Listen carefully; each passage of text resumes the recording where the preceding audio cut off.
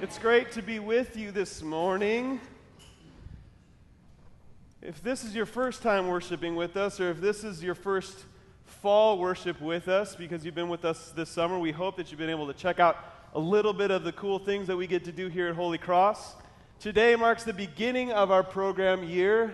Mike is going to start with music ministry this week, so if you're a singer, if you like to ring bells, if you like to play instruments, you should talk to Mike. Sue's starting in faith development today, where we're going to see hundreds of kids being able to experience the love of Christ in interesting and awesome ways. And so when Pastor said, "Hey, Zach, I would like you to preach on Welcome Weekend," I said, "That sounds like a great idea because we're going to be really excited and it's going to be wonderful and we're going to be welcoming people." And she said, "The topic is sin."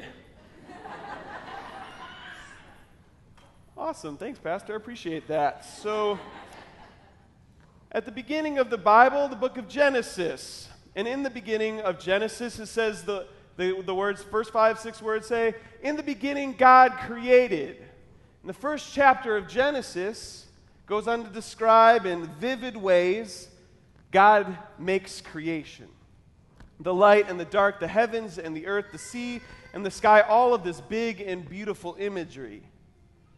Then in chapter 2, verse 4, where we pick up in the text today, the writer's style changes from poetry to more narrative approach, where Genesis 1 leads us to understand how magnificent and wonderfully detailed and big God is. Genesis 2 goes on to describe the beginning of the human experience on earth and our relationship with God. It tells us the account of the first humans that lived on the earth in the Garden of Eden, Adam and Eve. And in this garden, God wants Adam and Eve to live with innocence and freedom with no experience of pain or shame. In fact, in the last verse of chapter 2, which we didn't read today, the author tells us that they were so free and so unashamed that they didn't even care that they were naked. Imagine a place with no death, no fear, no fighting, no pain, no loneliness, no anger, no sadness, no hunger, nothing bad, and you can feel unashamed about being naked. That is the world that God wanted us to be in the beginning. But with the freedom comes the freedom to make choices, the opportunity to choose. And Adam and Eve, they were given that opportunity to make the freedom to make choices, to trust God in all things. And while God instructed Adam and Eve to trust them, to trust that he knew what was good for them, he says, take care of the garden, enjoy its beauty, enjoy its goodness, but don't eat from that tree in the center of the garden, the tree of good and evil, because if you eat of it, you will surely die. God knew that if they ate from the tree of good and evil, they would know everything that they need to know, or they would think that they know everything that they need to know, and they wouldn't really need God anymore. They would stop asking God to take care of them because they would know it was good. But with the fruit, not only good comes, but their knowledge of evil, so that they'd experience evil and pain, suffering and sadness, and they would experience death. And God didn't want them to experience any of that, so he said, just don't eat the fruit. Now, we might ask the question, why would God tempt people with a tree that has fruit that's so wonderful? Why would God put something to tempt Adam and Eve? But you remember when I said how freedom means we have choices to make choices to pursue God's goodness? Parents and grandparents, you can relate with this. Tell me if I'm wrong, but don't you just want your children to choose to obey you without being forced into obeying you? Like, what if your kids and your grandparents, or your kids and your grandkids just listened to you? They obeyed you. They trusted everything you said out of love and respect for the knowledge that you had for what's best for them. Adam and Eve had this choice to follow God. We have this choice to follow God, to choose to obey God. And for a while, Adam and Eve did this. They listened to God's commands. They enjoyed the fruits of the garden. They took care of it. I mean, why not? Because they had absolutely everything that they needed. But then we turn the page to chapter 3, and this tricky, crafty serpent comes in the picture. Eve starts having a conversation, and the intention of the serpent is really clear: to create doubt and to drive a wedge between God and Adam and Eve. And Eve, by the end of the conversation, her mind is opened up to the suggestion that maybe God is a little too strict of a God. Maybe God is overstringent. Maybe God is trying to keep us from something really good. The serpent is calling into question God's goodness. If you eat of the tree, you'll like it. You're not going to die. That's crazy. Why would God want to keep something from you that's really good? The serpent begins to paint this picture depicting God as the opposite of good, as a God who wants to deprive you of something you really want, of something you really need.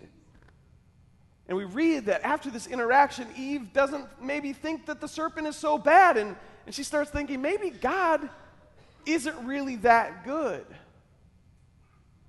Now, Eve's no different than us. We do this exact same thing. In our lives, we think that we know better than God sometimes, that if we lie, we cheat, we steal, and it doesn't hurt anyone, or if it's not that big of a deal, or maybe it benefits me, or if it's really good for me, it's not that big a deal. But that is a lie that we tell ourselves. Because we start becoming God. We start being able to say what is good and what is not. All the while, God saying, hey, I created you for something good. And if you just trust me, I have something good for you. And we say, no, God, you don't know all the time. You don't know what I have to deal with. I got this. I'm going to take care of this situation. I know what's best for me. And sometimes we fail. And then we turn to God and we say, God, why did you let me fail? But then sometimes we succeed. And we start thinking that maybe we do know better than God. And we start pulling further and further away from the goodness of God. We pull further and further away from trusting God's goodness in our lives.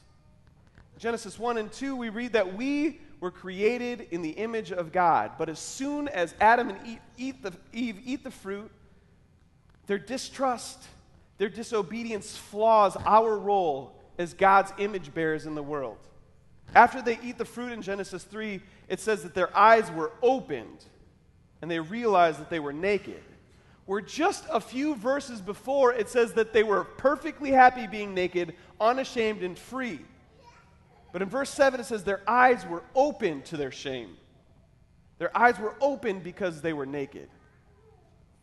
Their disobedience brings them shame. Their distrust of God causes them to lose their innocence. Their sin drives that wedge between God and themselves. And just as God said, they died. They weren't put in the ground like we know, but their death becomes a separation between them and God, a separation between us and God, because we are no different than Adam and Eve in that. Our distrust of God's goodness drives a wedge between us and God. In verse 9, it goes on to say that God came into the garden and was walking around and was looking for his children. And they were nowhere to be found because they were hiding because of their shame. You see, in our shame, we run and we hide from God. But God, in his goodness, this is the good news, don't miss this. In his goodness, pursues us no matter what. We cannot escape God. No matter how bad we mess things up, no matter how many times we disobey his commands, no matter how far we run and hide from God, God pursues us. And we read this throughout the Old Testament. There are stories upon stories of humans screwing things up royally and God trying to make it right. And finally, we get to this climactic point in the story of the redemption plan of God, where Jesus Christ shows up on the earth and we finally experience goodness and love as God wanted for us to have. In Jesus, we are made one with God again. We are brought back together where we drove a wedge between the relationship. Jesus' sacrifice on the cross pays the wage for our sin, not because of us, but in spite of us, so that we might be able to experience a full relationship with God once again, just as he designed in the very beginning of time. Friends, Adam and Eve's story is my story. Adam and Eve's story is your story. When they eat the fruit, we eat the fruit. When they disobey God, we disobey God. Sin is not Adam and Eve's fault. Sin is your fault and it's my fault. We cannot escape this. In fact, Paul in his letter to the Romans in the New Testament says that all of us are sinful and fall short of God's glory.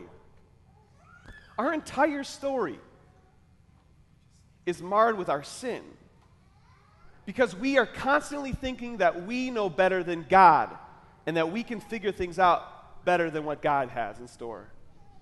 But we know that we can't. We know that we can't lift the burden of sin off our back. But luckily, we don't have to. Because as we read through Jesus Christ, the redemption plan of God has come to us.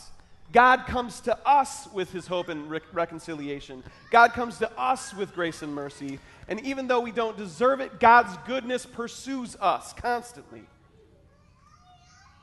This fall is a busy time.